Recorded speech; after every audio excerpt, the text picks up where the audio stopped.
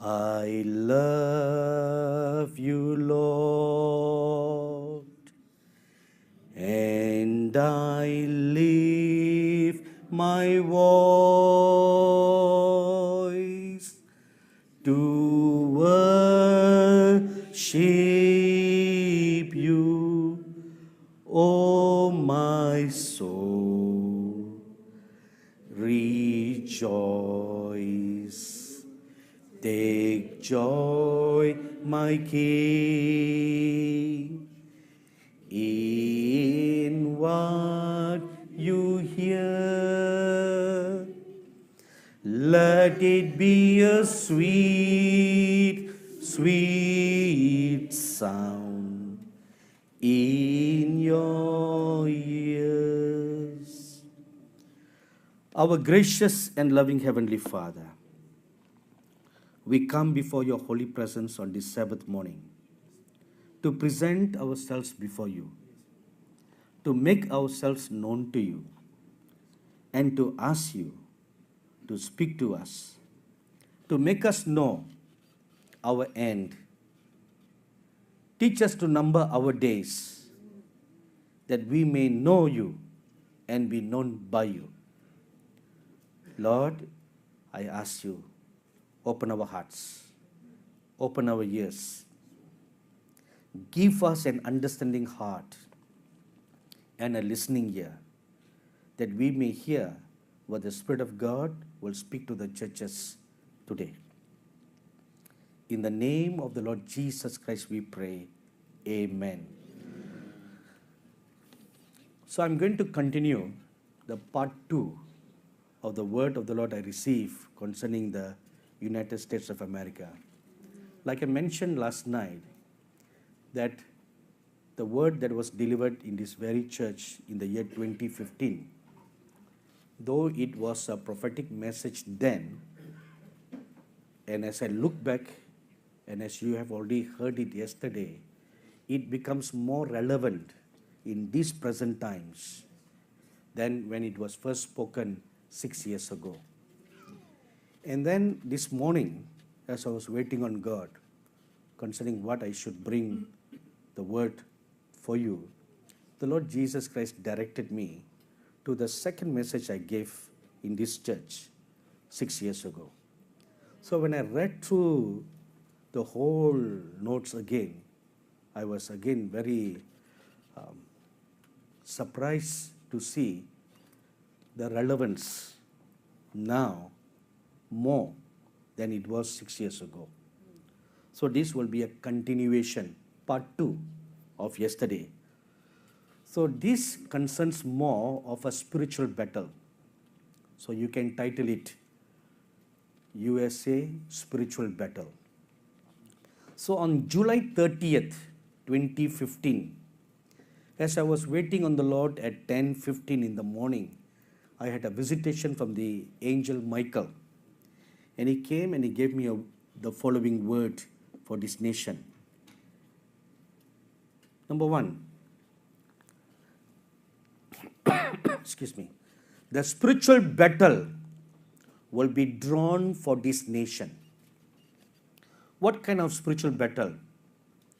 Light versus darkness. Righteousness versus unrighteousness. Evil versus good. Holy versus unholiness.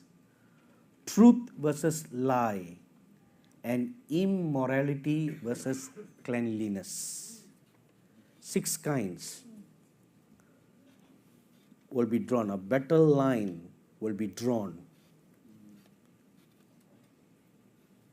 As much as there will be physical battles in the nation, like in the form of racial riots and all that you have been seeing these past few years about for racial riots and political riots, all kinds of stuff that takes place in the natural, and in the church there's another battle, a spiritual battle, and light versus darkness. So there'll be 2 camps in the church, one that will embrace light, the other that will embrace darkness. And one will embrace righteousness, another will embrace unrighteousness. One will embrace evil, calling it good. Am I right? And one that will totally embrace goodness. And one that will embrace holiness, and the other will embrace unholiness. And one will embrace truth and live for truth, and the other will accept lies as truth. And one will accept cleanliness and have maintained high standards of morality, and the other will accept immorality as something that becomes very common acceptability. And we are seeing this in our church today, don't we? Where all kinds of corruptions have become acceptable, as if they are all written in the Bible to be acceptable. Demons of lust and perversion will arise from this place.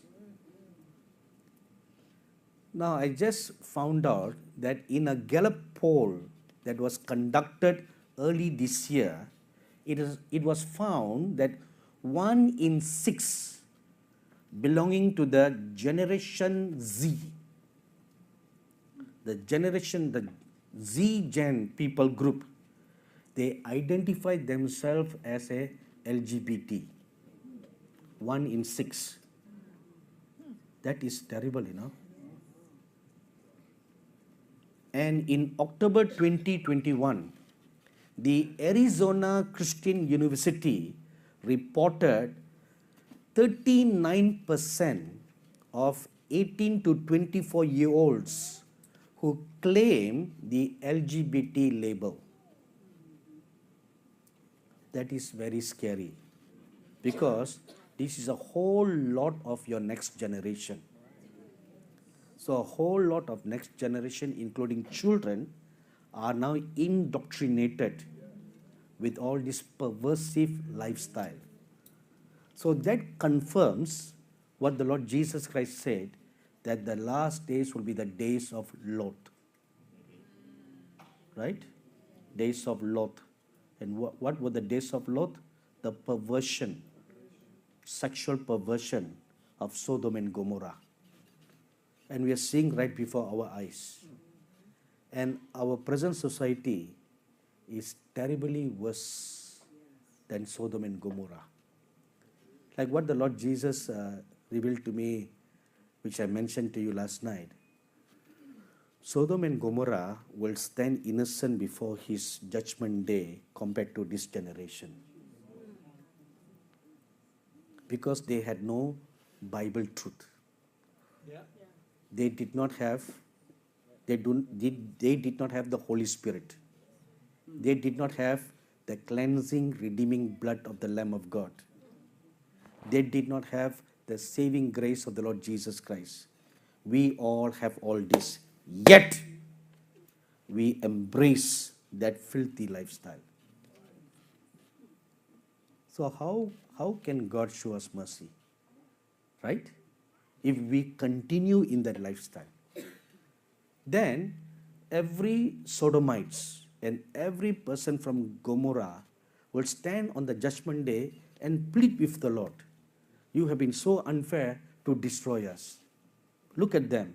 They are far more terrible than us. How come you spare them?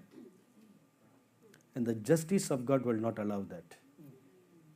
That is why so much of, see, when the coronavirus was born in December 31st, 2019, was when it was first discovered in China, and then it slowly started growing, right?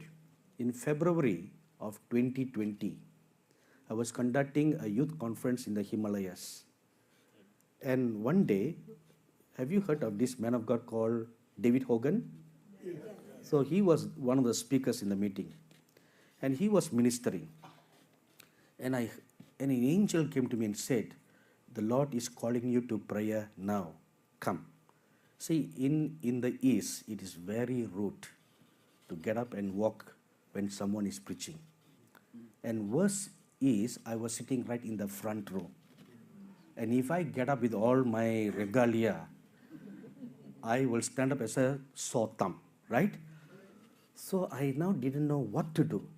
How can I get up and walk away and appears very rude to the speaker? Because in the Eastern culture, you don't do that, you know.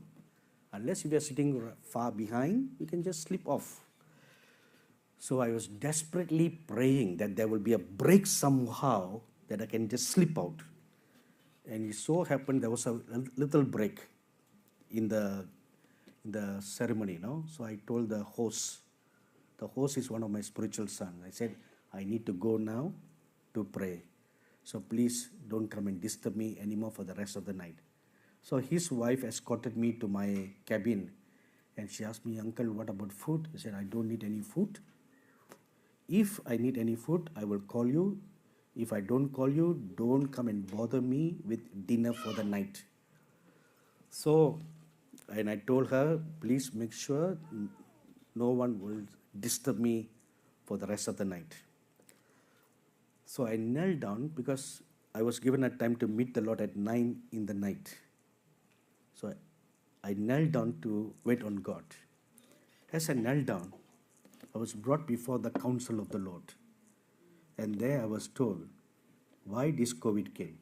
It's a judgment from God against all the perversion that's going on in this world. And it is a worldwide judgment. Not just one nation. It was a worldwide judgment. And I saw a white horse. It started galloping from the east and with great force. It galloped all over the globe right to the west. And then when it stood in the west, I thought that was the end, you know. The horse turned and looked backwards. When it turned, I saw its face. It was a monstrous dragon. Wow. Monstrous dragon. And his teeth were sharp and pointed like the dragon's feet. You know, like the dinosaurs. Like those kind of teeth. And was dripping with blood. It turned and looked eastwards. And then it started galloping towards the east. And that's exactly what happened, you know. Right? From the east, the virus spread all the way to the west. And then just when we thought it has ended, it started back again in the east. Round 2, the next mutation. And just when we thought all will end, this was in the middle of 2020. I remember I was doing a prophetic conference, conducting a prophetic conference live on Angel TV. And the Lord Jesus walked into the television studio and he told me, tell them, my anger has not reduced yet. My anger has not reduced yet. And my fury will burn more. And that gave birth to different mutations of the virus from alpha, beta, and delta. And delta became worse than the alpha. Terribly worst. And now we have another worst one. Now, why all this? It's a judgment from God. And the only way for this to subside is total repentance. That's the only way it can be contained. So, for the past 1 year, 1.5 years, I have my prayer warriors do a live prayer program. From 12 in the afternoon to 1 in the afternoon, we pray repentance over the nations for this virus. We do it in my native language and in the Hindi language. 2 programs we do. So cover all over. We name we collect data of the states and the nations where all these problems are taking place, and they pray. So That's the only way we can save and protect ourselves in the midst of growing promiscuity and perverseness. So this will increase more and more, you know. And when you have rogue governments, not only in this nation, all over the world, even conservative Asian countries are becoming so open to the LGBT. I'm left wondering, how is it that a small minority community can have so much of power? Why is it that great nations are fearing this group and giving so much importance to this group? Then I found out one amazing thing. The movers and shakers of the world are all gays. Those who have the money, the billionaires, millionaires, they're all in this lifestyle. So they can move and shake economies, right? See, what dangerous times we are living. So be careful of your children. Be careful. The Lord had told me over and over again, guard the children. Tell the parents to guard the children. Guard the children. So even in your Sunday school ministry, you must teach your children. Don't just teach them coloring. Those are all old methods. Throw away all those old methods. They are stone age, you know. They are not relevant to these last days. That's right. We need to teach our little children how to see visions, how to prophesy, how to cast out demons. Because that's what they are going to do in the last days. Joel 2:28 says that. Your little ones will see visions and prophesy. If you don't teach the little ones to see how to see visions, how to prophesy, how are they going to do it? You need to teach the little ones. You must protect your children, protect your grandchildren, so that they are not indoctrinated by the public schools or by the internet or by their friends. All influences can come anywhere, anywhere. You know, in the 60s and the 70s, all these pop singers, all the, the celebrity singers, what were they promoting? Drugs, right? Drugs, hippie lifestyle. Today, you know what they promote? Sexual perversion. That is the theme of all their songs today. Sexual perversion. Every from Madonna and all those kind of singers, that's the theme of their songs. So what our young people are being exposed to, that this, see, it enters into their subconscious mind. This is okay. And in some schools in Europe, I think in Sweden, they teach their little ones, those who have kindergarten age, if a boy, he should dress like a girl the following day, alternate days of the week. Wow. And a girl should dress like a boy, alternate days of the week. And they even give them some practical lessons to explore their genitals. Yes. I was shocked when I read all that. This has become a norm in the educational system of Sweden. And what's going to be successful in Sweden will now spread all over Europe. So that is a testing ground to see the effectiveness of the educational model. Then it will become a worldwide standard. Can you imagine? I try to imagine now. Of course, I don't have nephews and nieces that small now. My oldest is 38 and my youngest is 21. But soon the two married ones will have little kids. So I try to imagine, the little ones goes to school and then they all explore with their genitals. You're corrupting their innocence. And they come back home to tell you, Mommy, I don't want to wear a pant anymore, give me a skirt. Yes. And I'm no more he, I'm a she. Right? Yeah. Now worse still, it is a it. Yeah. Yeah. Right? Demons. Now I'm a binary citizen. Have you heard of that? Non-binary. You don't even know whether you are male or female or human or non-human. What are we getting into? And even in your passport now you have 3 gender. Right? They. Tomorrow they'll have it. What are we moving to? A totally perversive society.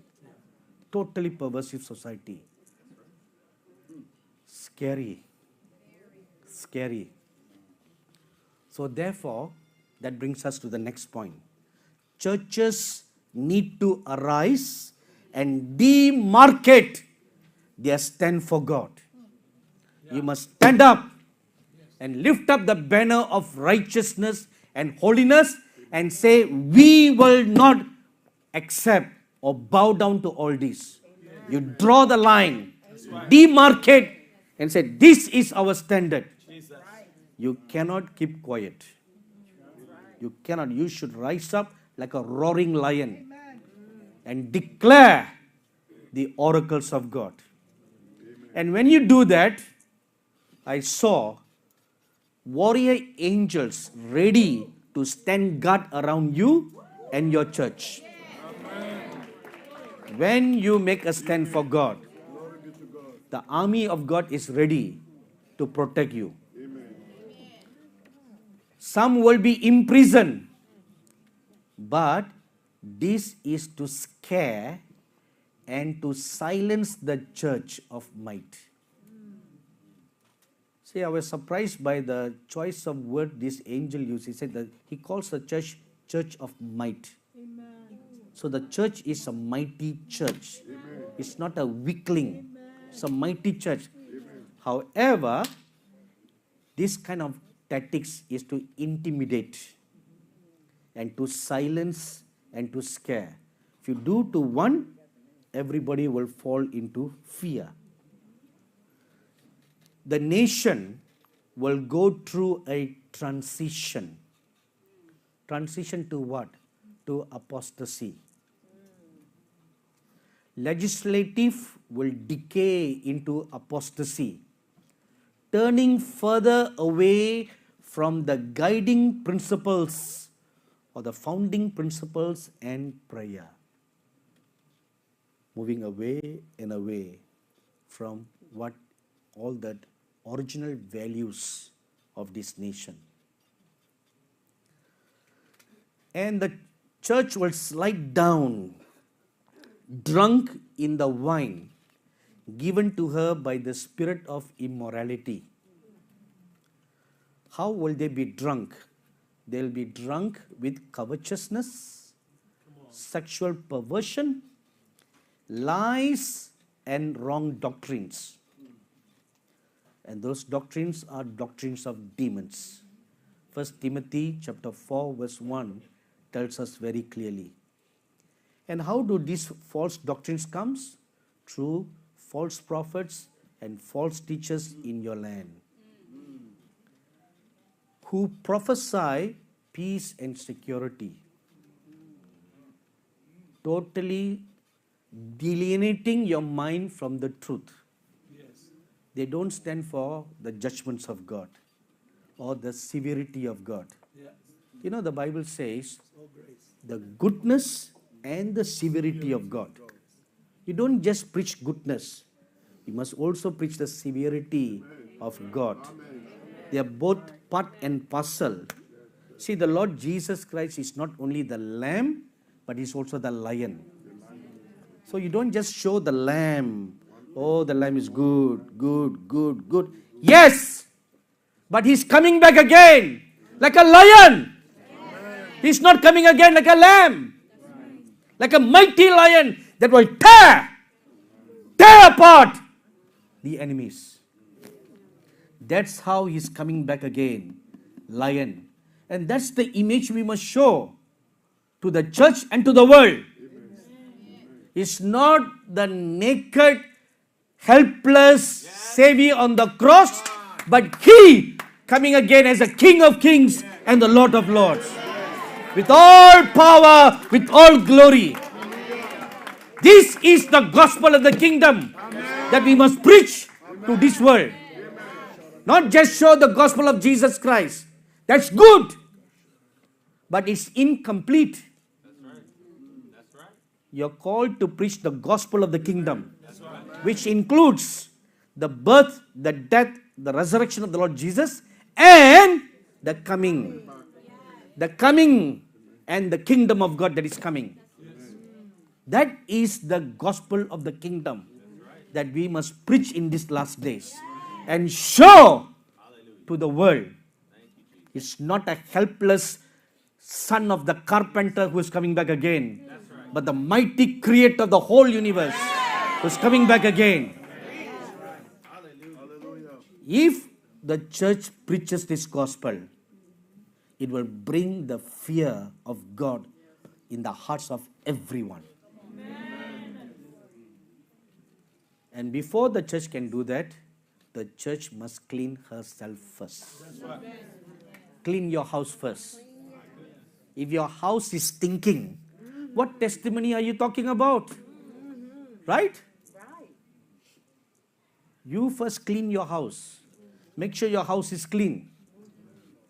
Make sure you put all things clean in your house.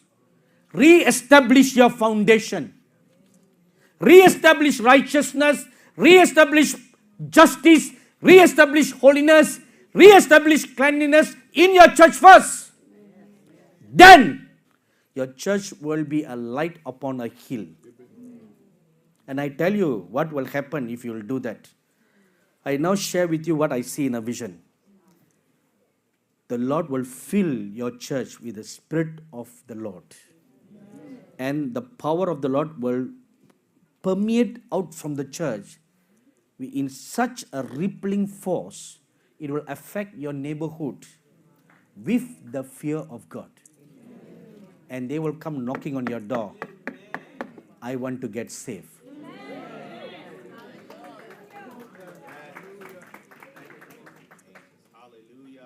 You know, there is a tradition, Jewish tradition that says, when King David established his tabernacle on Mount Zion, there was only one furniture in the tabernacle, which was the Ark of the Covenant. So right on the hill, people all around Jerusalem or from faraway places, they'll see a small tabernacle and they can see light of the glory of God shining from the tabernacle in 7 rainbow colors. And the light shines all the way down on the mountain. And when the people climb the mountain of Mount Zion to worship, as they are climbing up, they are healed. Every sick person is healed. If that can happen in the old covenant, how much more under the new covenant? Right? And God will do so more now if we put our acts right. If we put our house in order, if we clean our house and re-establish His principles, His ways, then every church will be a walking demonstrative power of the living God. You don't even have to preach, Bishop Fondong. You know, when people come in, the very shadow of your church will heal the sick. You believe that, Doctor? I was shown this. The very shadow of your church will even raise the dead. Come on. You believe that? I was shown this. These are the powers of the age to come that will be released to the church in these last days. The world has never seen anything like this before. You know, I was in Baton Rouge, Louisiana in 2008, preaching at a conference there. And on the first day of the meeting, I was visited by 4 angels that were overseers of the state of Louisiana. And the captain among them spoke to me. He said, God wants you to preach on the powers of the age to come. You know, in the entire Bible, this phrase can only be found in Hebrews chapter 6, verse 4. You will never find anywhere else in the Bible of this phrase. And the Apostle Paul, who wrote the book of Hebrews, does not explain any further what they are. So I then asked the angel, you know, I don't even know anything about these powers of the age to come. How am I going to preach? Then for the next 2 hours, he taught me what the powers of the age to come, what they are. He explained to me in step-by-step format, which I preached over a 3-day conference. And the one thing that he said that totally startled me, he said, we angels in heaven have never seen such a move of the Holy Spirit that is going to be displayed in the last days. Oh, that really astounded me. Because these angels of God, right? They've been living for eons of time. They saw God creating the universe and everything. With the power of His might, He created. If that is nothing, what great things is the Holy Spirit going to do in the last days? If all that is nothing. So even the parting of the Red Sea is nothing compared to what you are going to do, your church people are going to do in the last days, when the powers of the age to come is poured out. So for that, we must have purified vessels. Those higher powers will not be poured into unsanctified vessels. It will just skip over you and go to your neighbor. Bypass your church, go to another church who is ready. It will not be like the baptism of the Holy Spirit that was given to all. No, this will not be like that. This is going to be on a selective basis. I'll give you an example of that. In Revelation chapter 7, you'll read that the angel of God went to seal 144,000 Messianic Jews, right? Now let's just imagine. Presently there are about 6 million or maybe 8 million Jews living in Israel. So that book of Revelation is about the future, not about the past, right? So let's say the future. Let's imagine a scenario of our time. So out of 8 million Jews, God only selected 144,000. And that is about 1% or lesser than 1%. Why? They made themselves ready. They made themselves ready. They were like the sons of Levi, who were zealous for the Lord. They were like Joshua and Caleb, who totally followed the Lord 100%. Never deviated to the left or to the right. It's only such. Not everybody else. Only that special group was selected. Similarly, now you come to Revelation chapter 14. We read of another group of 144,000. Now these are the Christians. So can you imagine of the several billions of really born again, spiritual Christians, will only 140,000 go to Mount Zion? No, Mount Zion is a special place. The rest of the billions will enter heaven, but not Mount Zion. See? To climb up Mount Zion, there is a special criteria. That criteria is found in Revelation chapter 14, verses 4 to 6. You must have clean hands, clean heart, clean lips, and you live sexually pure. A perverse generation. See, the criteria is there. And that is a select group that will work together with the two witnesses in the last days. But the invitation is open to all. Right? open to all. All that are weary, come to me, the Lord Jesus said. But how many come? Right? How many come? 2 will be in the field, 1 will be taken, the other one left behind. See, there's a 50-50 ratio, right? 2 will be sleeping, 1 will be taken, 1 will be left behind. That's the ratio. The Lord separates the sheep and the goats. It's like a 50-50 separation. So, you choose your destiny. God gives you the choice. You can be here, but if you choose to be here, you can choose to live in the outer court, or you can choose to live in the most holy place. Right? The choice is yours, isn't it? God doesn't tell you where to live. You choose where you want to live. But the provision is for everyone to live in the most holy place. Provision.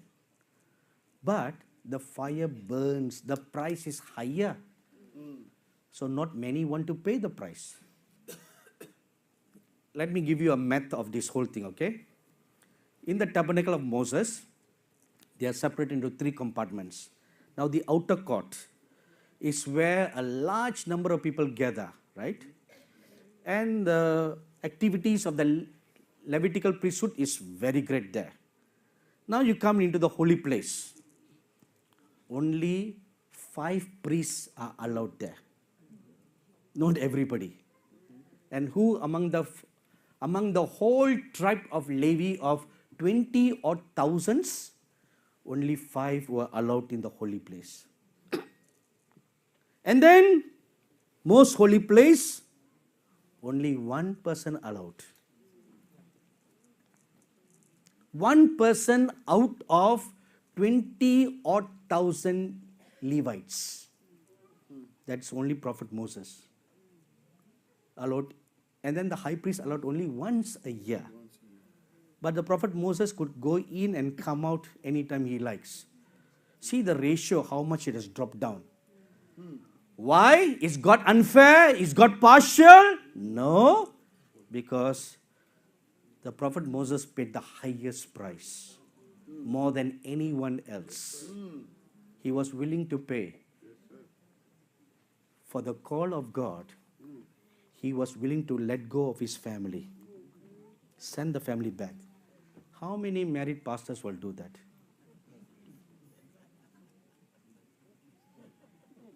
Right? See, today we have wrong theology, no? God, family, ministry. That's wrong theology. According to the scriptures, is God, ministry, family.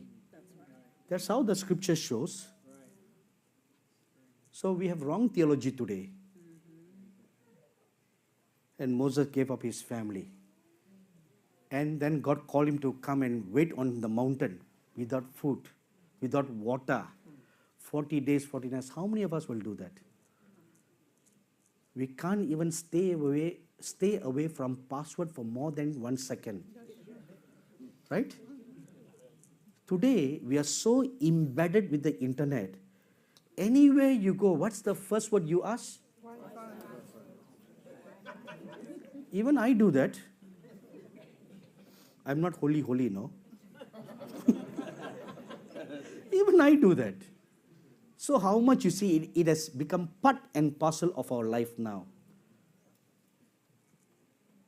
But you need to fast that. Once a week, give it a Sabbath rest.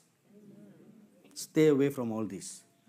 So he did all that just solely given to God. High price paid, get the highest honor. But invitation is for all. I'll give you another example. In Exodus chapter 20, when the Lord God came down on Mount Sinai, the Lord God invited the entire nation of 3 million Israelites to see him and to hear him. You know, never in any history of time has a nation of 3 million people heard the audible voice of God speaking to them directly. And you read of that incident there. What a great privilege, right? And you know what happened next? They closed their ears. They said, no, we don't want to hear God. We don't want to hear God. Moses, you go and speak to God. And you bring the news to us. So what they were saying, we are contented with second-hand news. You speak to God. Let God speak to you. Not us. We'll just be satisfied coming to church, listening to message, going about our everyday life. You pay the price, not us. See, the same trend continues till today. And the clergy, the ministers are guilty to bring up a church of spoiled brats. Am I right? Spoiled brats.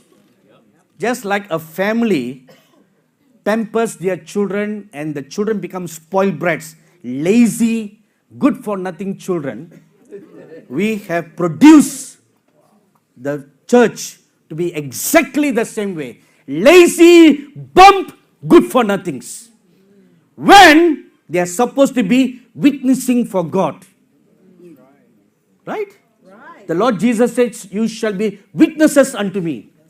So what have we made them? They are not witnesses. The only witnesses you all are the jury in your court. Right? Is the life you are living worthwhile for the kingdom of God?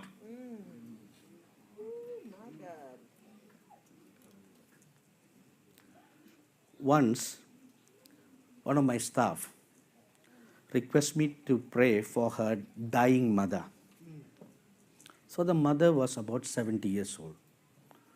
Seen all her grandchildren and all that. So, this staff is one of my longest serving staff. So I told her, all right, my daughter, I will pray for your mother. So I took it up before the Lord in prayer. And the Lord Jesus asked me a question. Why do you want me to lengthen her life? In what way is she useful for my kingdom? That's the question the Lord asked me. He said, she has lived till 70 years. And my word says a person shall live 70, if not 80. And she has seen her children and her children's children. Now what more does she want? So now how to answer the Lord, right? So then I pleaded with the Lord again. I said, Lord, you are right, Lord. How can you be wrong? But your word also says 70 plus another 10, 80 years. So by that, you can extend her life a few more years. So I went on, bringing up these scriptures before the Lord. And he looked at me and he said, all right, because you asked, I will do it for you. However, these are the conditions she must fulfill. So I will extend her life, but these are the conditions. And one of the conditions is she must be a witness for the Lord. Okay? So then the Lord said, it's done. So the following morning, I told my staff, your mother is healed. She'll be perfectly all right. And that very night, her mother was perfectly healed. Amen. So I told my staff, now you must make sure your mother fulfill all these criteria. All right?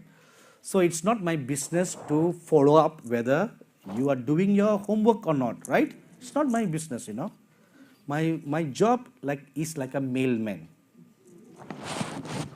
I deliver and I walk away. Have you ever seen any mailman come and knock on the door and say, hey, did you collected your mail in the box?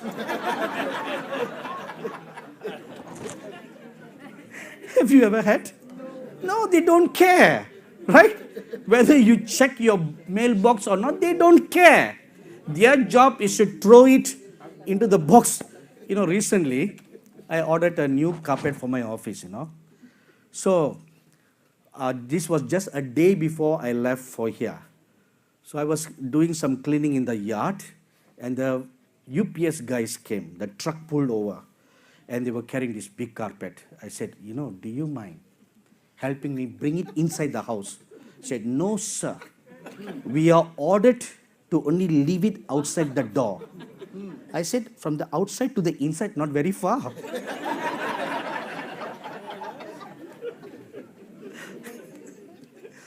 He said, yes, no.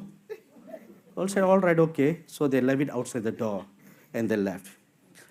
So before they left, one man turned and looked at me. Are you the guy who preached on YouTube?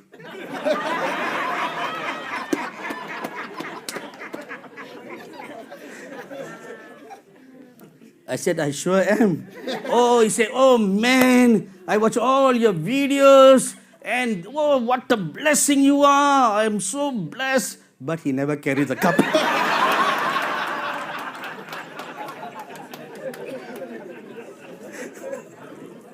He never did that. So you see, the point is, what is their job? Bring it all the way up to doorway. That's all, their delivery.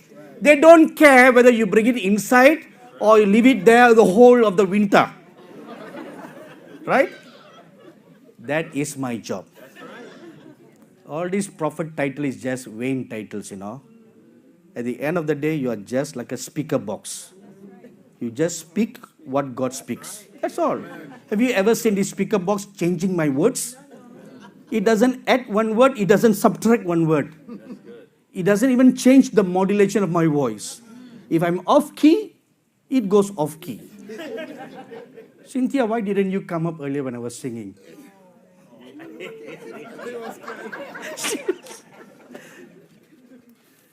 They all know too well the special key that I sing. So, now a few years passed by. The mother became seriously ill again. So, this dear daughter, you know, too filial for her mother, pleaded with me, please pray for my mother. I said, all right, I will pray. Then the Lord asked me a question. Did she didn't fulfill what I told her to do. Why do you want me to extend her life again? Why? I was shocked, you know. So I paused the prayer and I called my staff. I said, did your mother did all that she was supposed to do? And there was a silence on the other end for a minute. Then she said, no. You see? What is your worth for the kingdom of God? What is your worth? I will share with you another case. A pastor's wife. She was born with a hole in her heart. And the doctor told her that the father, the hole will close as she grows older. Have you heard of that? Yes. All right. But however, the hole enlarged as she grew older. And then she got married. She got married and she was a registered nurse like you. Beautiful woman, married to a pastor. The pastor was a good friend of mine. And then she conceived. When she conceived, that caused problem for her heart. So the doctor told her, you cannot have a normal delivery because it will destroy your heart and you will die. So they performed a C-section and took the baby out. But that delivery caused complications for her heart and she began to deteriorate in health. And then they needed to do a surgery for the heart. So she was scheduled for a cardiac surgery, and on the operating table, the cardiologist accidentally cut a valve on her heart. And the blood shot out like water coming from a pipe. You know, and the doctor was shocked at what he was seeing. And the miraculous thing was, the surgeon was a Christian. So he immediately prayed, placed his hand, and the blood stopped. So he stitched her up, but he was very honest to admit to the pastor the mistake he made, and he told them, you can sue me, and my insurance will pay all the damages. So the pastor came and asked me, what shall I do? I said, sue them.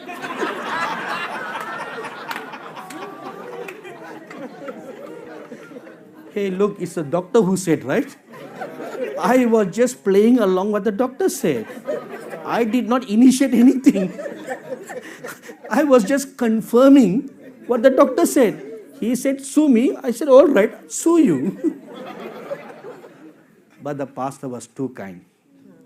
He said, no, I will not do that. Because now the wife needed another major surgery, which was going to cost tons of money. And you know, people who live by faith, where are they going to go for tons of money? And he didn't have any insurance, nothing. So the suing will help him to pay off the next bill. Anyway, after the second surgery, the pastor's wife deteriorated so much in her health, she became just skin and bones. She was really a beautiful looking woman. She became so haggard looking, you can hardly recognize who she was. And she cannot walk more than 2 steps. After every 2 steps, she will have to sit. She'll catch for a breath. She cannot climb up steps anymore, cannot carry her baby anymore, everything gone. Now they were scheduled for another major surgery. And the major surgery is a big, dangerous one. So the doctor explained the procedure to her husband. There's only a 50% chance that your wife can survive because the heart is so badly damaged. And even if the surgery was successful, she'll only live for 3 more years. So the pastor came and asked me, what shall I do? You know what I said? Let her go. Don't do the surgery. If she's only going to live for 3 more years, why do you want to spend hundreds of thousands of dollars just for 3 more years? Let her die peacefully. So pastor started crying, So finally they made the decision to go with the surgery. And the wife made out a will. And she told her husband all her secret accounts she has kept. Wives do that, don't they?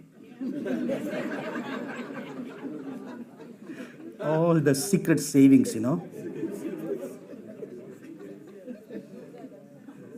So she told her husband all those secret savings. And she told her husband, you must remarry after I die for the sake of our son. And the pastor cried and he cried. And then she said, I have one last dying wish. Before I will into the operating table, I would like Brother Sadhu to pray for me and bless me before I die. That was her dying wish. So I was going to Tibet. I was in Tibet at that time, so this pastor called me. He said, all right, on my way, before I go back to India, I will stop by to pray for your wife. So I went to the hospital. I was so pathetic to see her in such a condition. And their son was a little 4-year-old boy, just running around everywhere playing, didn't know that in just a few hours he's going to become motherless.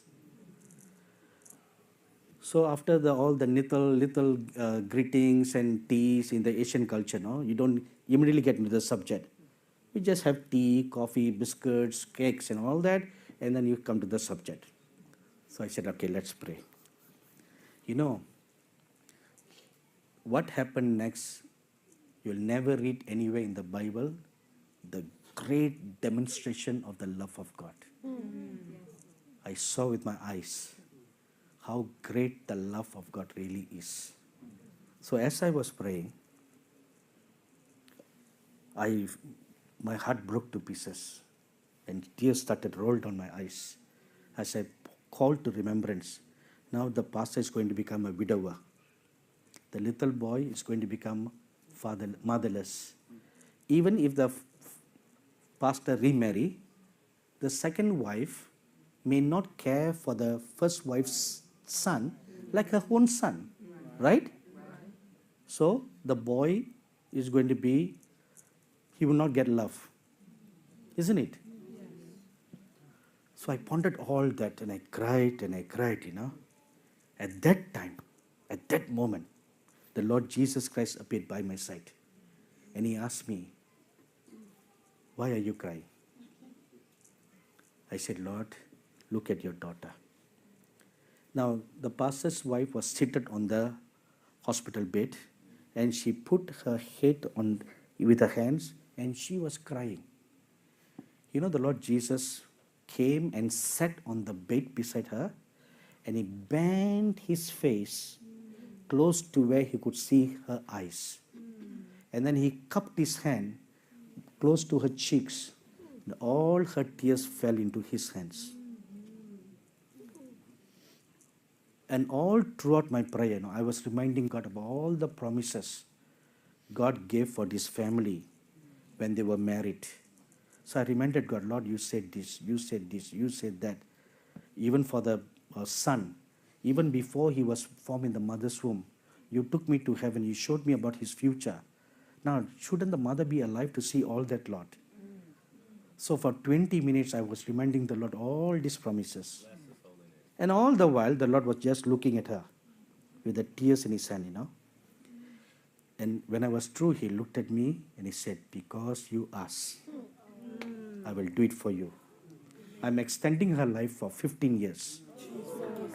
Wait. Story not ended yet.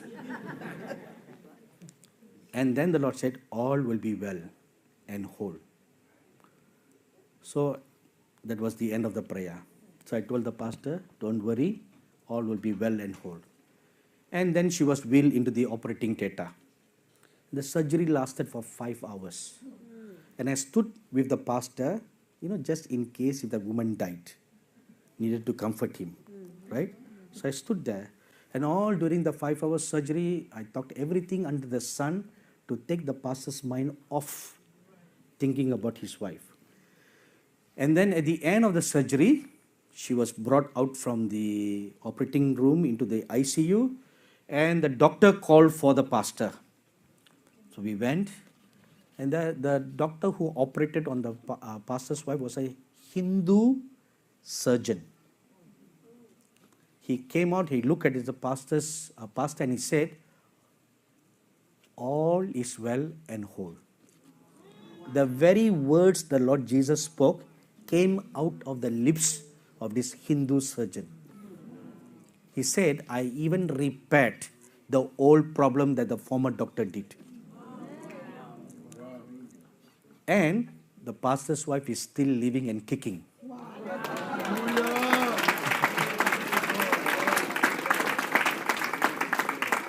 Then another problem happened.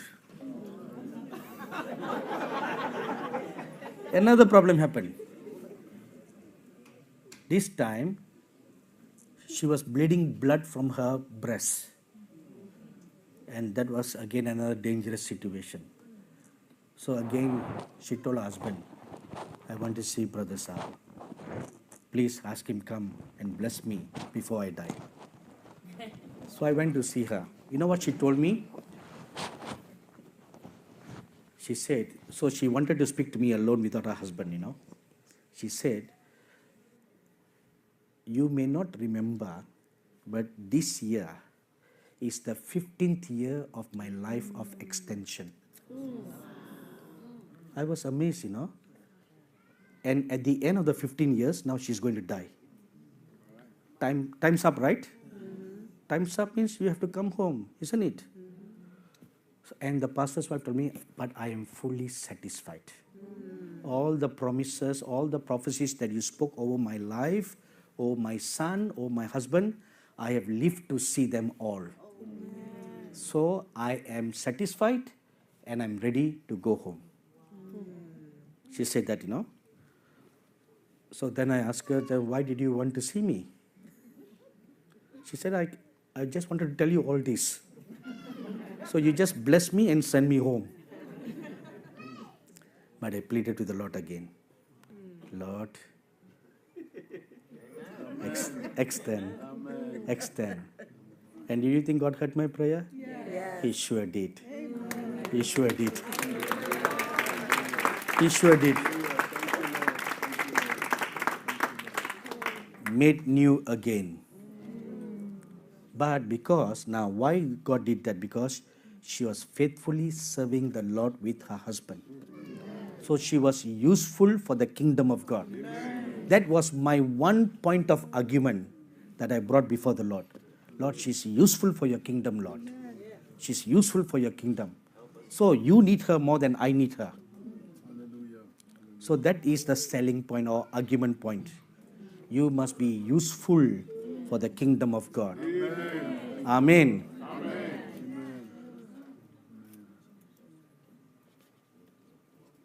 So beware of false prophets, false teachers will prophesy prosperity and security. 1 Thessalonians chapter 5 verse 3 tells us, for then they will say peace and safety, then sudden destruction comes upon them as labor pains upon a pregnant woman, and they shall not escape. So be careful. Don't go after sugar-coated messages. Amen. Don't go after them. Don't desire for your ears to be tickled.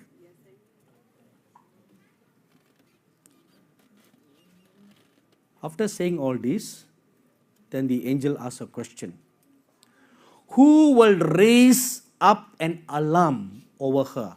Who will do that? Who in this nation will do that?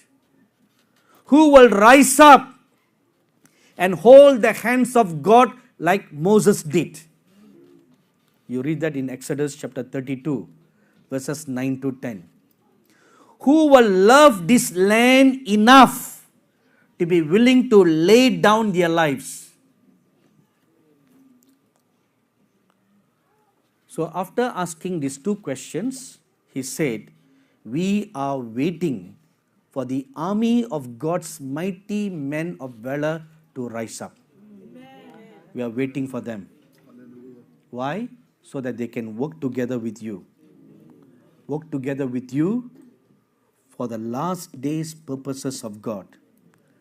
A sinister plan is crafted by the enemy to deceive the church that no matter how they live, God will condone their lifestyle and appreciate them. Don't you have that life floating in the churches today? That no matter how you live, there you go, hyper grace. No matter how you live, God will, okay, because all your sins were forgiven on Calvary. So therefore they don't exist anymore. Right, Pastor? See, those are lies from the pit of hell. If that doctrine is correct, then the book of Revelation is wrong. Right? It's wrong. We should tear the book of Revelation from our Bible. And all the Pauline epistles should be thrown away. You know, I had one ex-staff who went to a hyper grace church. So he worked for me for a season. So one day he said, Uncle, I'd like to have a talk with you. I said, all right, come. Sit down after lunch. And he explained to me about this hyper grace teaching, you know. So I looked at him and I said, my dear son, that is contrary to the Pauline epistles. He said, Uncle, that's the problem. Paul did not have the full gospel.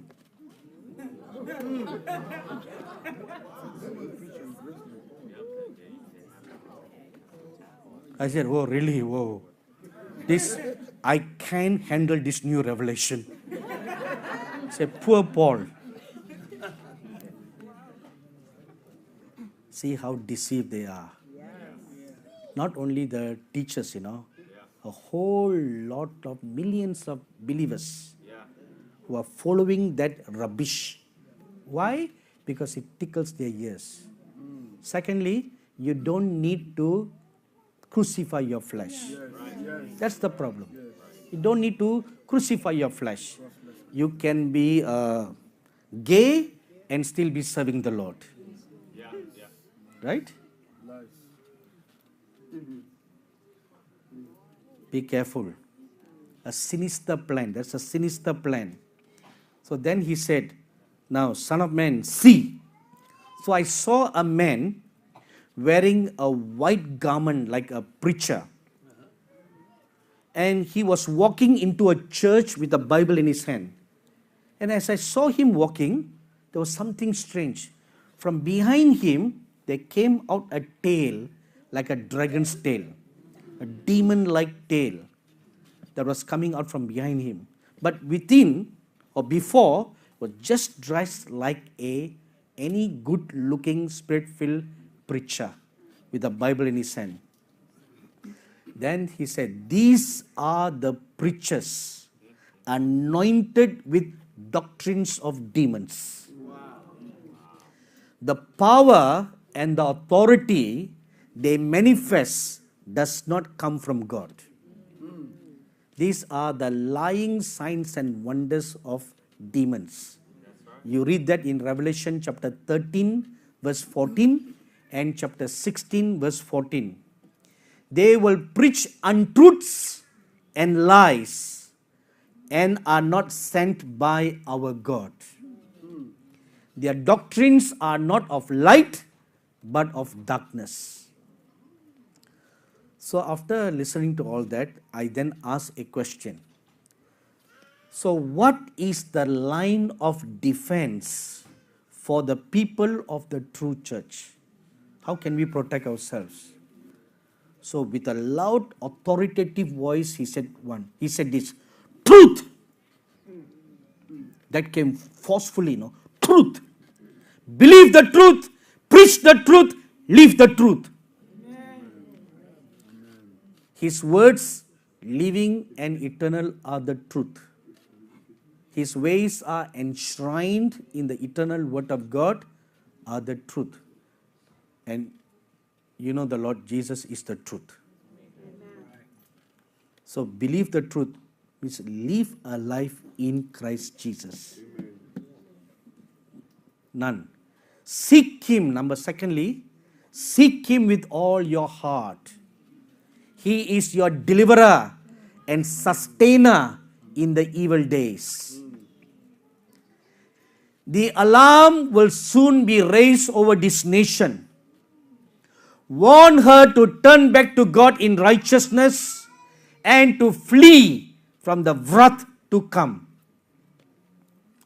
So after this visitation, the angel left. And I was still sitting in the presence of God and I prayed, Lord, what does all this mean? How can your people flee from the wrath to come? So the Lord Jesus then answered my question. Number one, what did I counsel the Israelites through Moses to do concerning the angel of death who was coming? What did I counsel? Now please turn with me to Exodus chapter 12. And we will read verses 3 to 13. Did you all bring your good old Bible? Yes. Okay. Never forget the good old traditional Bible, all right?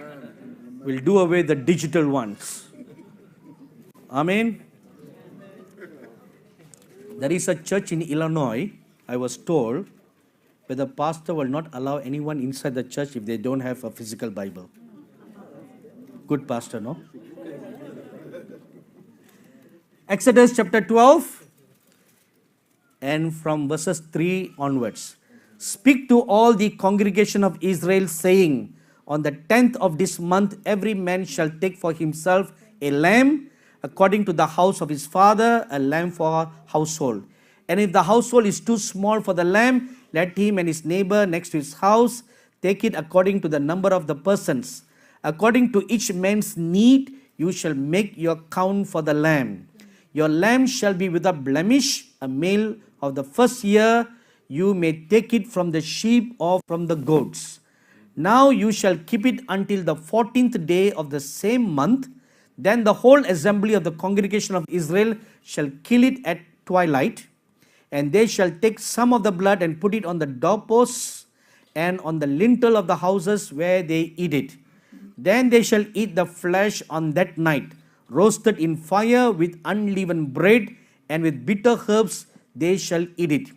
Do not eat it raw, nor boiled at all with water, but roasted in fire, its head with its legs and its entrails. You shall let none of it remain until morning, and what remains of it until morning you shall burn with fire.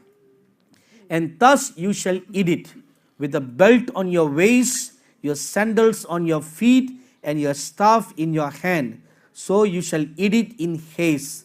It is the Lord's Passover.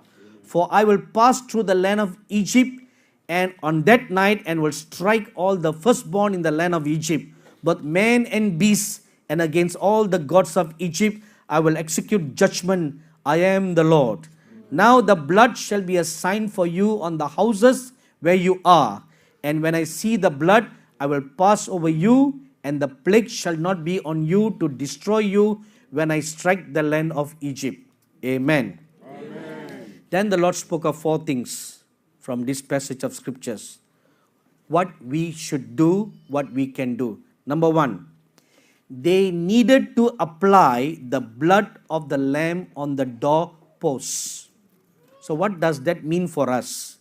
Appropriating the blood of the Lord Jesus Christ in our lives by putting on the whole armor of God. Not just one part of the armor, the whole armor.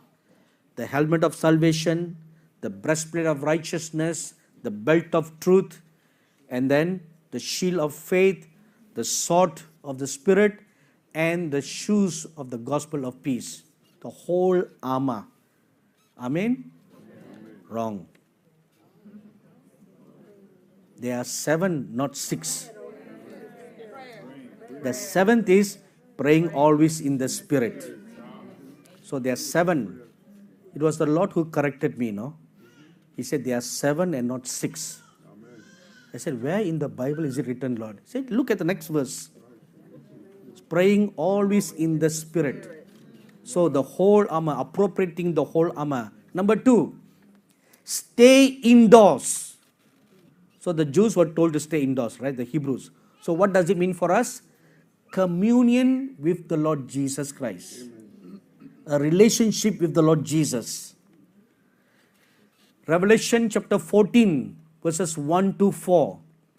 One of the characteristics of the 144,000 who made it to Mount Zion is they followed the Lamb wherever he went. So they were followers. So you can only be a follower if you have a good, healthy relationship with the Lord Jesus Christ. Number 3, eat the lamb. So what does that mean? Meditate the word of God day and night. So you not only meditate, you are also a doer of the word of God. Amen. A doer, obedience to the revealed word of God. That is the key to abiding in Christ Jesus. Amen. And that is the key to even lying on the bosom of the Lord Jesus Christ, which is the shadow of the Most High God.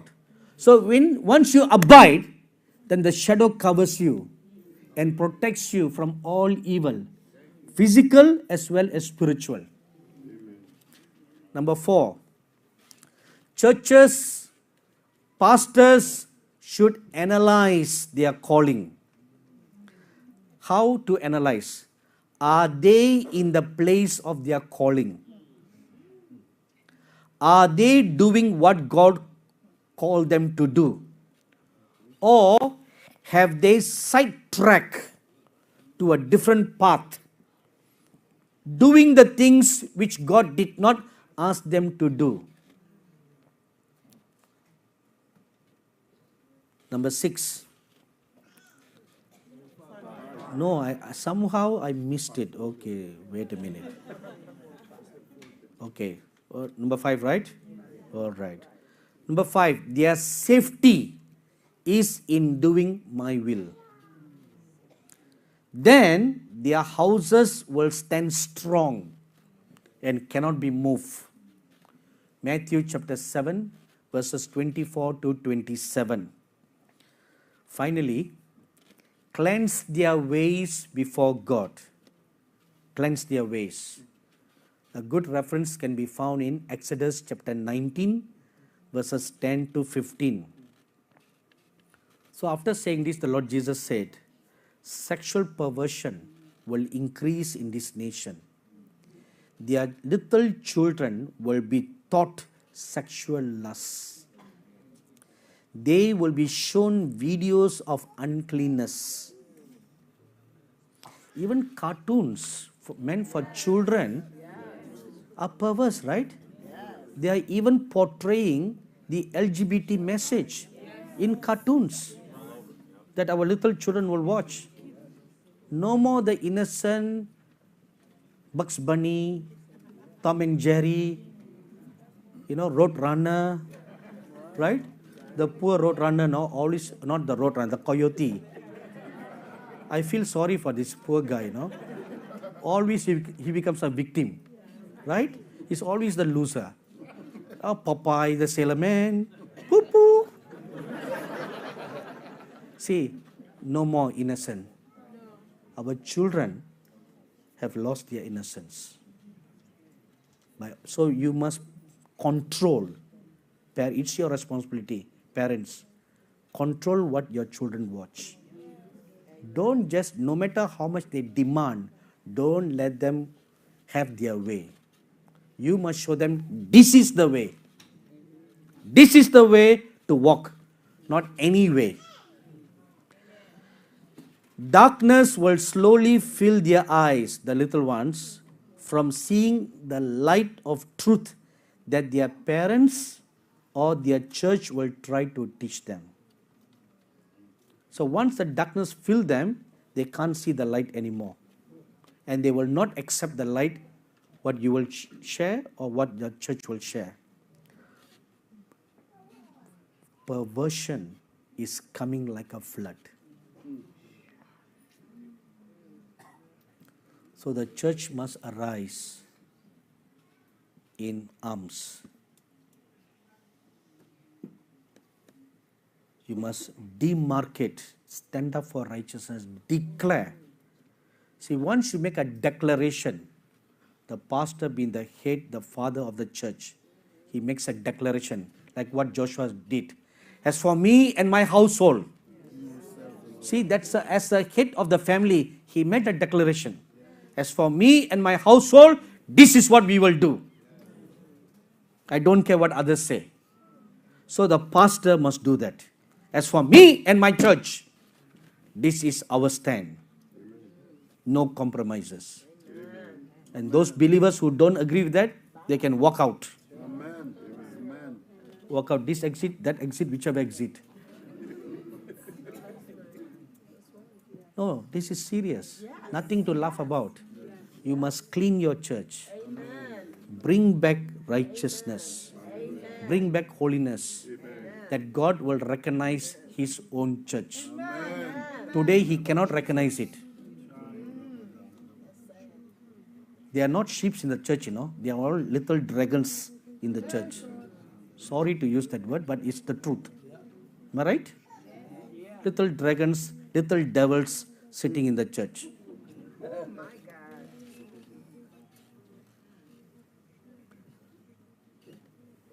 The believers must become true sheep. True sheep, not even a goat.